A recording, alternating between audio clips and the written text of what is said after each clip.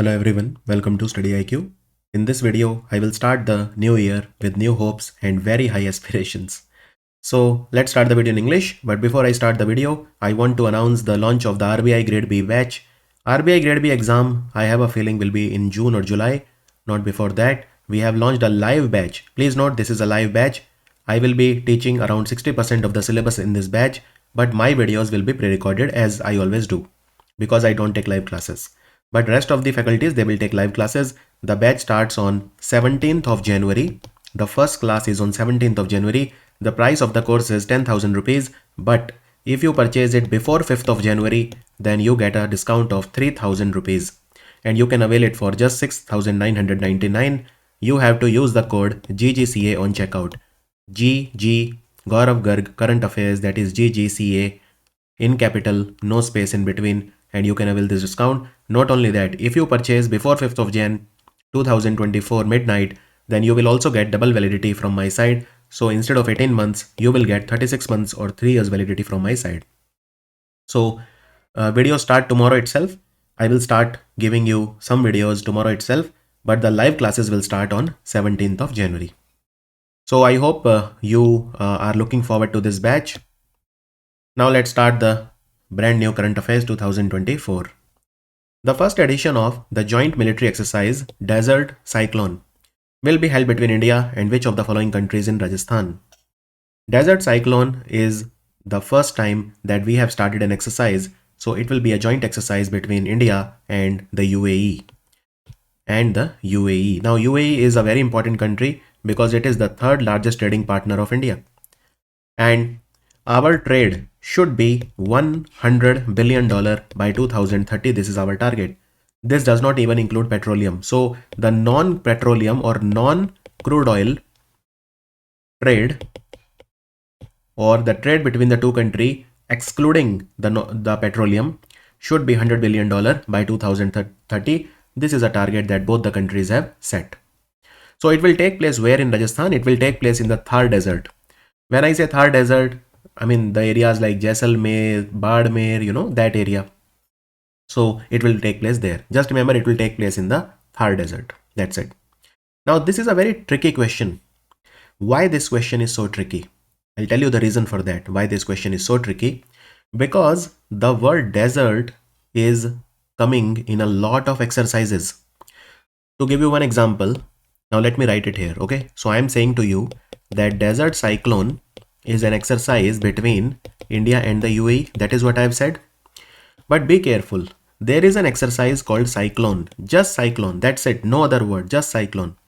It happened for the first time, Cyclone 1, between India and Egypt recently. So Cyclone 1 is an exercise between India and Egypt. Of course, India and Egypt, they do other exercises also, like Bright Star. And there is one more called Desert Warrior. Desert Warrior is also between India and Egypt. Look how similar they sound. Desert Cyclone, Desert Warrior, Cyclone. They are different. Believe me, they are different. And there is an exercise called Desert Night. Now, Desert Night is an exercise between India and France. So there is one more desert, right? There is one more desert. So have you understood? Have you absorbed it completely? Desert Warrior is between India and Egypt. Cyclone 1 is between India and Egypt. Desert Night is between India and France, and Desert Cyclone between India and the UAE. And India, Egypt, they also do one more exercise which is called Bright Star. It is called Bright Star. So India and Egypt, they are doing not one, not two, but three exercises. Now, can you tell me any other exercise between India and the UAE? Have you heard of an exercise called Zayed Talwar? Zayed, Zayed Talwar. So that is an exercise between India and the UAE. UAE is as I said, it's a very, very important country insofar as the India is concerned. Now UAE is fighting with Iran these days. Why? So there is a UAE-Iran dispute over 3 islands. These are Greater Tumb,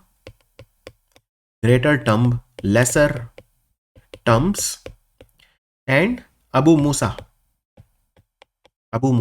Now Iran says that all these 3 islands are mine, and UAE says that greater and lesser terms, they are a part of Ras Al Khaimah, and Abu Musa is a part of Sharjah. In other words, UAE says that all the three are mine.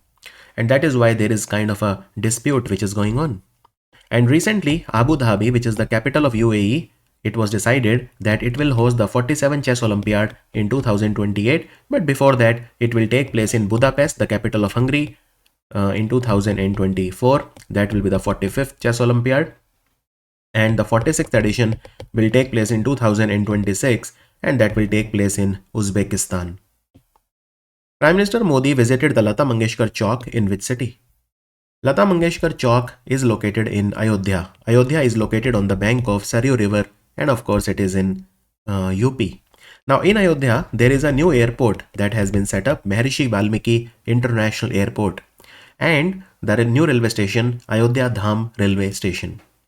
Now this chowk, Lata Mangeshkar Chowk, is not new. It was inaugurated last year in 2022 September, right? And it is named after Bharat Ratna awardee, the legendary singer Lata Mangeshkar, who died in February 2022 at the age of 92 years. So Lata Mangeshkar Chowk was designed by an architect called Ranjan Mohanty. And you can see this beautiful veena. What is this? This is veena. Okay, this is veena. It's a musical instrument. So this veena has been designed by Ram Vanji Sutar, who is a legendary architect. He is the same architect who designed the Statue of Unity. And of course, PM Modi recently went to Ayodhya and he inaugurated 6 Vande Bharat and 2 Amrit Bharat train. So this Amrit Bharat train will go from where to where is what is my question to you. Amrit Bharat train. So one has been started. These are non-AC trains, super fast train, but non-AC.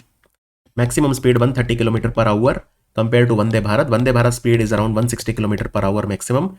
So one Amrit Bharat has been started from Darbhanga to Delhi, Darbhanga to Anand Vihar terminus in Delhi via Ayodhya. And the second one has started from Malda in West Bengal to M. Vishweshwarya terminal in Bangalore. So Malda, West Bengal to Bangalore. This is the second Amrit Bharat train. Who among the following has won the 2023 World Blitz Chess Championship held in Samarkand in Uzbekistan? See, there are two types of tournament. Okay, one is the World Rapid and one is the World Blitz. Okay, in Rapid you still get time to think. You get like 15 minutes per person and then time is added. In Blitz, it's like just 3 minutes per person. That's it. Something like 3 plus 2, something like that. Means 2 seconds are added every move. So you have to think extremely quickly. Now both were won by Magnus Carlsen from Norway. So your job is much easier insofar as the men's section is concerned. However, your job is not that simple insofar as the women's section is concerned. Now, there is a player called Valentina Gunina from Russia. Valentina Gunina, she won the Women's 2023 World Blitz Chess Championship. She won the Women's 2023 World Blitz Chess Championship, Valentina Gunina. I am talking about Blitz section. Now, what about the Rapid section? What about the Rapid section? So, in the Rapid section, again, Magnus Carlsen was the winner. But in the Women's section, the winner was different. So, who was the winner in the Women's section? In the Women's section, the winner was Anastasia Bodnaruk. Anastasia Bodnaruk. She was the winner in the Women's section. In the Rapid tournament, not Blitz, okay? She is also from Russia. She is also from Russia. And in the Rapid tournament, in the Rapid tournament, India's Koneru Hampi was second. India's Koneru Hampi was second. Is that understood? And the tournament was held in Samarkand in Uzbekistan. D. Gukesh and Koneru Hampi, they have qualified for the Candidates Tournaments 2024. It will be held in which country? What is the meaning of candidate tournament? See, every chess player, like in every sport, wants to become world champion. There is nothing wrong with that. Now, who is the world champion right now? World champion is Ding Liren. He is the world champion from China in the men's section, and Zhu Wenjun is the world champion in the women's section. Again from China, Zhu Wenjun. So both the male and the female world champion are from China.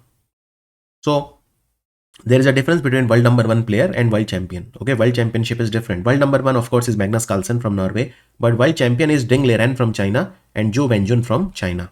Right? Now, if you want to beat them, you first have to earn the right to be the challenger. So candidates tournament is to find out who will be challenging Ding Liren.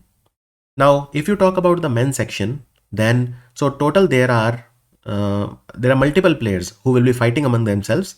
The tournament will take place in Toronto in Canada. It will take place in Toronto from 2nd of April to 25th of April. So there are 3 Indian players. Be very careful. There are 3 Indian male players who are there among the candidates, and there are 2 Indian female players who are among the candidates. So in the female, it is R. Vaishali and Koneru Hampi. They will be the candidates. Okay. In the male section, it will be R. Pragnananda. It will be Vidit Gujarati and D. Gukesh. So these are the 3 Indian male players who will be challenging, and total there will be 8 players in each category. So 3 are Indian player, 5 are abroad, foreign player. Here also 2 are Indian player, 6 are foreign player.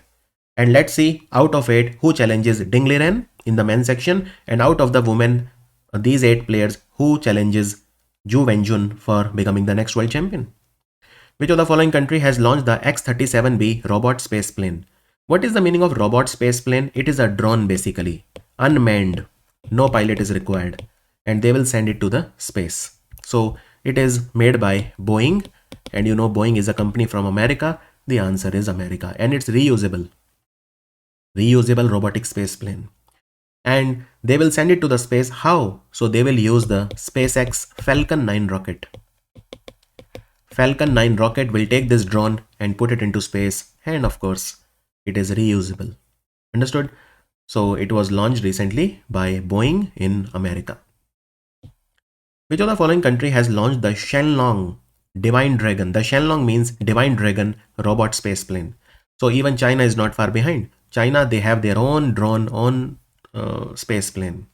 Again, it is reusable space plane, and the launch will take place from Jiuquan Satellite Launch Center, which is located in the Gobi Desert in China.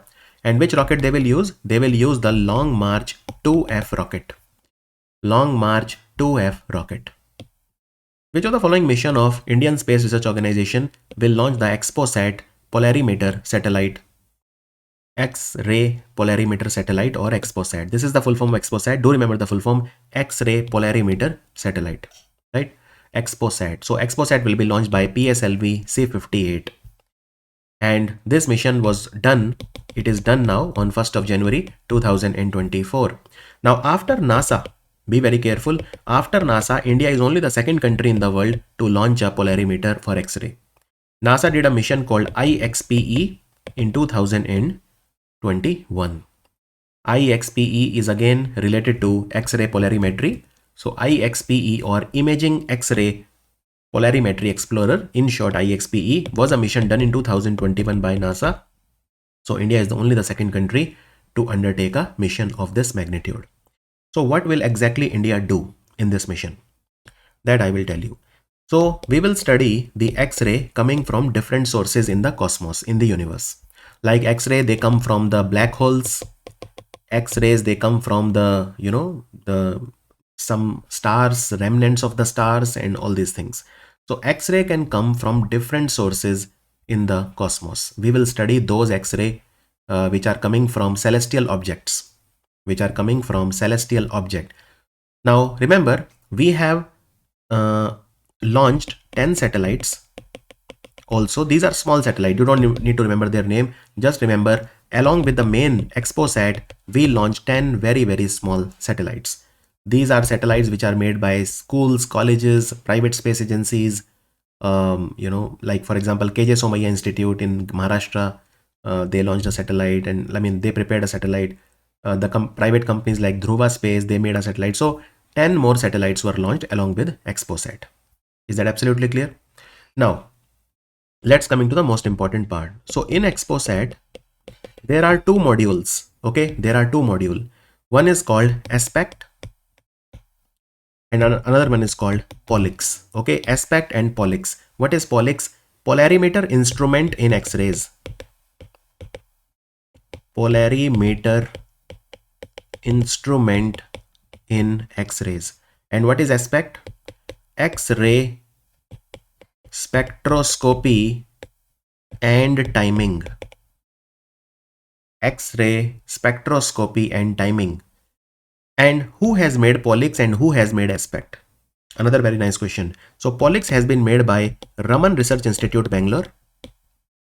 Raman Research Institute, Bangalore. See, ISRO mission you have to study in lot of detail, okay? And aspect has been made by U.R. Rao Satellite Center. U.R. Rao Satellite Center is located again in Bangalore. So both the modules, Polix and aspect, they have been made by different organizations. Raman Research Institute has made Polix and U.R. Rao Satellite Center has launched aspect. Now, what is the purpose of Polix and aspect? Why we need two modules? Aspect. So we will study X-ray, but X-ray is also of many types. There is a low intensity X-ray and there is a high intensity X-ray. I repeat, there is a low intensity X-ray and there is a high intensity X-ray. So which of these will study low intensity X-ray? Aspect.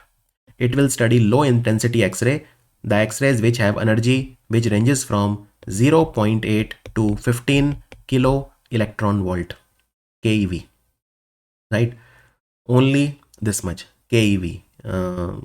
This is the unit for measuring the energy. And what about Polix? So Polix will study the medium intensity X-rays. Polix will study the medium intensity X-ray. The range should be 8 to 30 keV. 8 to 30 keV, right? keV is what? Kilo electron volts. You should know the full form. Kilo electron volts. Now here is something interesting. I told you that ISRO is only the second agency after NASA to launch a polarimetry mission. NASA was able to study the low intensity X-ray through IXPE mission. But the first time in the world there is any space agency which has made the effort to study medium intensity X-ray from 8 to 30 keV. This is the genius of ISRO. This is the genius of ISRO, that they have done something which NASA also did not do. What did they do? Yes, both NASA and they are studying X-ray, but the medium intensity X-ray even NASA was not able to study.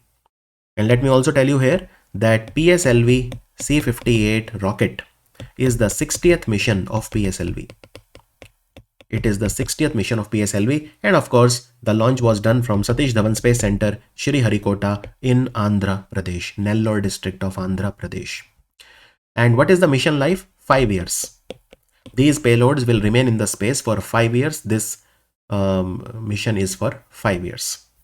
Now this XPOSat will remain in the space and keep giving us information about X-ray. Anything that remains in the space and observes is called an observatory. Now the point is, how many observatories do we have? So this will be the third space-based observatory of ISRO after AstroSat that was launched in 2015, Aditya L1 that was recently launched in 2023, and Aditya L1 was launched from PSLV C-57. So XPOSat is the third space observatory of ISRO or of India. So long question but extremely important. Which of the following ministry has declared the Tehreek-e-Hurriyat from Jammu Kashmir as a unlawful association under the Unlawful Activities Prevention Act? What is Tehreek-e-Hurriyat? What is the meaning of Hurriyat? So they are basically the separatist organizations in Jammu and Kashmir who wanted Jammu Kashmir to secede from India. Some wanted them to become independent. Jammu Kashmir should remain independent. Some wanted Jammu Kashmir to be a part of Pakistan. So they had different ideologies. So Unlawful Activities Prevention Act prevents the act of terror against India, UAPA. And UAPA was brought in 1967. Of course, it is Ministry of Home Affairs because internal security is a matter of the Ministry of Home Affairs. And UAPA has been amended many times. The last amendment was done in 2019.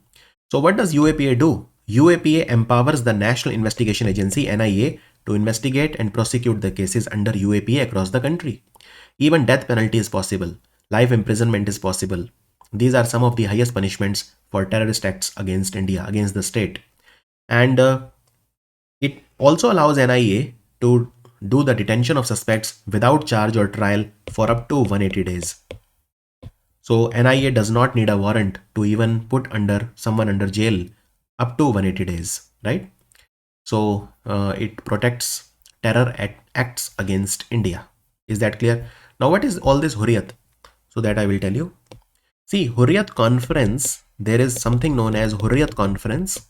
It is a group of 26 parties, or you can say 26 groups.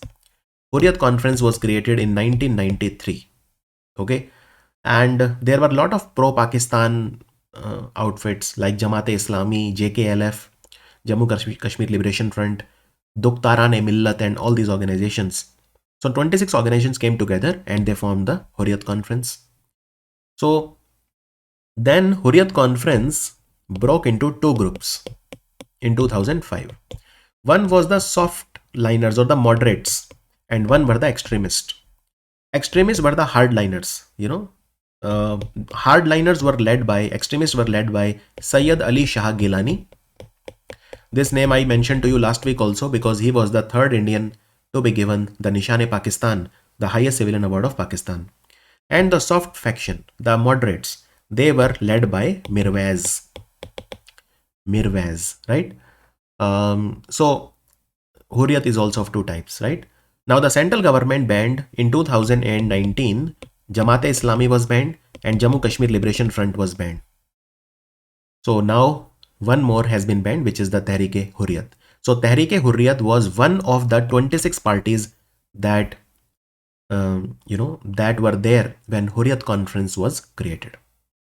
And let me also tell you here that there is a Canada-based gangster called Lakhbir Singh Landa. Lakhbir Singh Landa, he is a Canada-based gangster and he was a part of the Babbar Khalsa terrorist group. He has also been designated as a terrorist under UAPA now. Lakhbir Singh Landa is from Taran Taran district of Punjab, and he is a part of Babbar Khalsa International, which is again a terrorist organization designated by India. He was responsible for attacking a Punjab police station in Mohali in 2022. One more thing I will add here, since I mentioned Tehreek-e-Hurriyat, it was a part of the Hurriyat Conference, right, which was a group of 26 parties. Even Tehreek-e-Hurriyat was founded by Sayyid Ali Shah Gilani in 2004. Sayyid Ali Shah Gilani, he founded Tehreek-e-Hurriyat in 2004 and then he merged it in Hurriyat Conference later on. So Sayyid Ali Shah Gilani, he founded Tehreek-e-Hurriyat in 2004 and later he merged it in the Hurriyat Conference. When Hurriyat Conference started, there were 26 parties, but the number kept on increasing and decreasing with time. Which of the following country has formally rejected the invitation to join BRICS? So Argentina has said, I am not interested to join BRICS. When the BRICS summit happened, the 15th BRICS summit in Johannesburg in 2023, 6 countries were invited. Which were the 6 countries that were invited?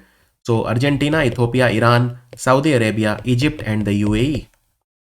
Argentina has rejected.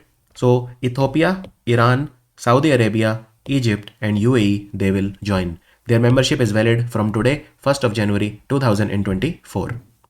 And the next BRICS summit will take place in Kazan in Russia. That will be the 16th BRICS summit 2024. Which of the following state has launched the third phase of the Biju Swasthya Kalyan Yojana? Biju Swasthya Kalyan Yojana, the answer is Odisha. It is a scheme, a healthcare scheme very similar to Ayushman Bharat. And in Biju Swasthya Kalyan Yojana, it is completely cashless also. So what are the provision? 5 lakh rupees per family per year health insurance is given, very similar to Ayushman Bharat. The only difference is that if a woman is ill or woman becomes unhealthy, then the money can be stretched to 10 lakh. So I repeat, 10 lakh up to 10 lakh, it can be stretched for women in the family, woman member of the family, but otherwise it is 5 lakh per family per year. You can get the treatment in the government hospital. You can also get it in the empaneled private hospital. And every family is given a card which is called Biju Swasthya Kalyan Yojana Nabeen card, named after Naveen Patnaik, the Chief Minister of Odisha. So this is a very important scheme. See, because in Odisha, Ayushman Bharat scheme does not exist. Because Odisha said no to the Ayushman Bharat scheme of the central government. So this is an alternative to the Ayushman Bharat. And this scheme was started in 2018, August 2018. PM Narendra Modi visited the home of Meera Manjhi in Ayodhya, who is the 10th crore beneficiary of the Ujala Yojana. Which of the following is the nodal ministry for Ujala Yojana? The answer is Ministry of Petroleum and Natural Gas. The answer is option D. So Meera Manjhi is the 10 crore beneficiary of the Ujjwal Yojana. And she lives in a colony near to Lata Mangeshkar Chowk in Ayodhya. And when PM Modi went there, she prepared tea for PM Modi. And PM Modi said, it is a wonderful tea. Because PM Modi knows about tea. He was a tea seller himself.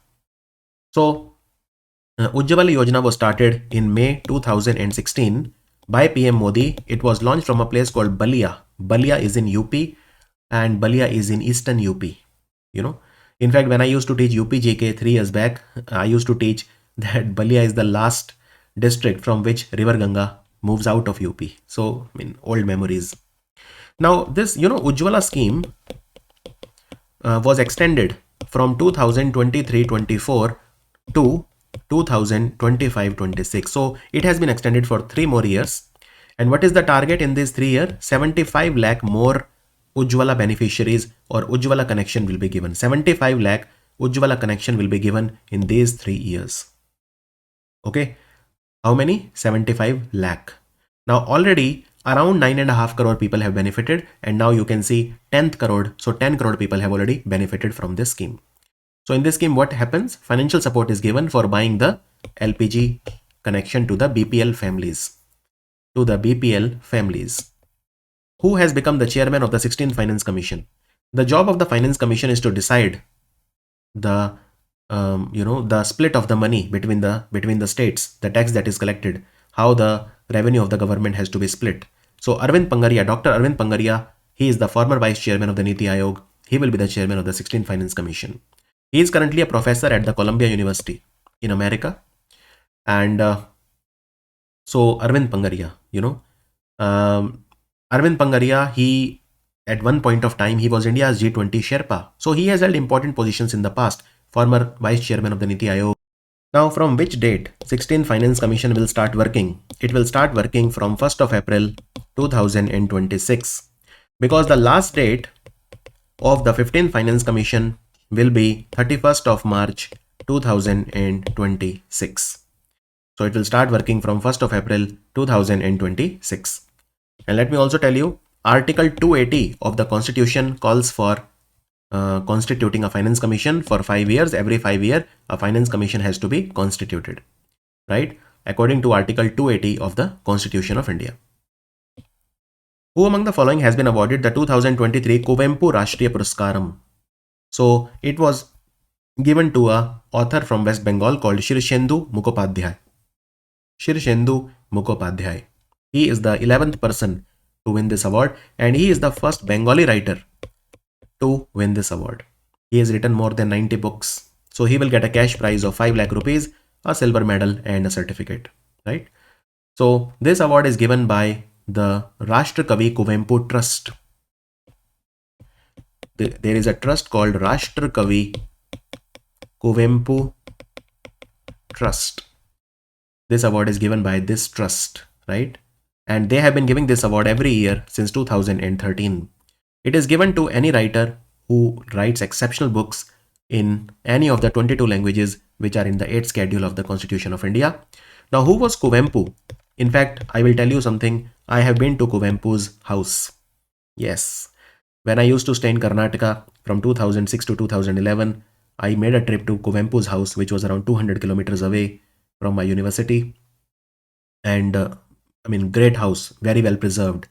I will share the photo tomorrow on my Instagram. So do check out my Instagram. Tomorrow I'll share the picture. 15 years back I went in 2009, I think. Yeah, 2009.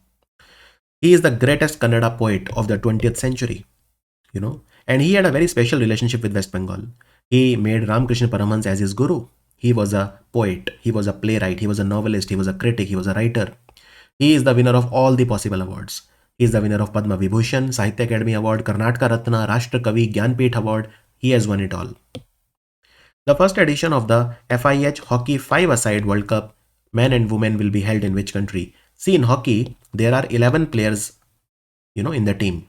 But in hockey 5-a-side, there will be only 5 players per team. That's all. So it's like a fast food kind of a hockey. Very enjoyable, very entertaining, lot of goals. So the first time International Hockey Federation is organizing a World Cup 5-a-side for both men and women. It will take place in Oman's capital Muscat. Oman's capital Muscat. Is that clear? And it will take place every 4 years from now. So who will be the captain of the Indian men's and women team? See, Indian women's team will be led by goalkeeper Rajni Atimarpu. She is the captain of the Indian women's team. And Indian men's team will be led by Simranjeet Singh. Simranjeet Singh. Now, International Hockey Federation, they gave Hardik Singh from India as the best hockey player in the world award recently, and Savita Punia was given the best goalkeeper of the world for 3rd year in a row. Who among the following has won the girls under 19 title at the 2023 Scottish Junior Open Squash that was held in Edinburgh, capital of Scotland? The answer is Anahat Singh. Now, Anahat Singh recently became the national champion also in squash. National champion also in squash. She's only 15 years old. She's from Delhi. And who won the men's national champion in squash recently? Velavan Senthil Kumar from Tamil Nadu. Velavan Senthil Kumar from Tamil Nadu is the national squash champion. And Anahat Singh is the national squash women's champion. And now she has won Scottish Junior Open tournament as well. Union Minister Hardeep Singh Puri inaugurated the 13th National Street Food Festival in which city?